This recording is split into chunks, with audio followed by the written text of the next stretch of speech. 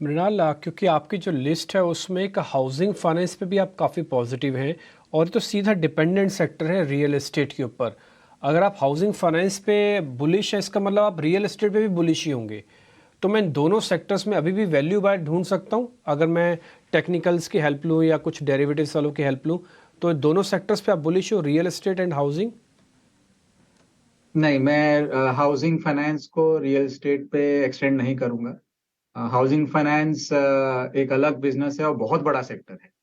वो ऑलरेडी, अगर आप हाउसिंग फाइनेंस का मार्केट देखें, वो एक सिक्योर्ड सेक्टर है किसी भी लेंडर के लिए, और ऑलरेडी 500 बिलियन की ट्रेजेक्टरी पे है मार्केट साइज। इनफैक्ट उसमें काफी अच्छे वैल्यू पिक मिलते हैं compare to real estate. Housing finance में आफ्टर दी डीएचएफएल फियास्को काफी कंसोलिडेशन हो चुका है। The biggest challenge housing finance में है actually borrowing rate. In fact lending rate तो मार्केट डिटरमिन्ड है, तो आपको उसमें मार्जिन बनाने के लिए एक अच्छा बोरोइंग रेट पे बोरो करना पड़ेगा मार्केट में। सो काफी कंसोलिडेटेड है, ट्रेजेक्टरी बहुत स्ट्रांग है, और amongst the most loved sector bye policy makers है। बिकॉज अगर आप एम्प्लॉयमेंट का डेटा देखें तो housing is by far the largest employer in the country. तो इसलिए आप देखेंगे कि हमेशा गवर्नमेंट की तरफ से इंसेंटिव रहता है लोगों को, भले ही वो टैक्स रिबेट हो या कुछ और हो, हाउस खरीदने के लिए। मोस्ट कॉम्पिटिटिव बोरोइंग रेट्स होते हैं हाउसिंग के। सिक्योर्ड लेंड होता है, बैंक्स भी बहुत हैप्पीली लेंड करते हैं बिकॉज सिक्योर्ड लेंडिंग है। और given our income growth, given our demographic profile, housing का रनवे बहुत लंबा है। So amongst the most promising space है, जहाँ पे both consumer, policy makers and business well placed हैं। जनरली हमने देखा है जब इकोनॉमिक ग्रोथ आती है, one of the first things that households want to buy is a house. So वो उसका क्लियर इफेक्ट एज ग्रोथ आएगी हाउसिंग फाइनेंस पे दिखेगा।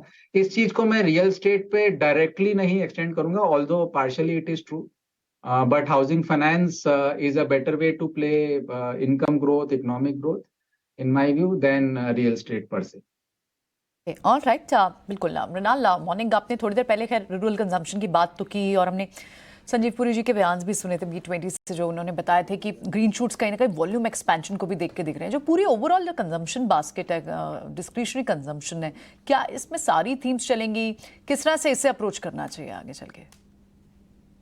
2 साल में इन्फ्लेशन की वजह से और इंटरेस्ट रेट्स की वजह से हमने अर्बन कंजम्पशन में काफी बिजनेसेस में काफी पिटाई देखी है। मैं कहूंगा कि रूरल में तो ब्रॉडर कंजम्पशन अपटेक आएगा because rural incomes will now move up और चीजें बॉटम आउट हो गई हैं। लेकिन अर्बन में क्लियरली सम थीम्स, जैसे मैं कहूंगा QSR, या फिर मैं कहूंगा कि shift between OTT and cinema, ये सब टाइप की जो अर्बन कंजम्पशन थीम्स हैं, इनमें भी प्राइसिंग वैल्यूएशन काफी इंटरेस्टिंग है।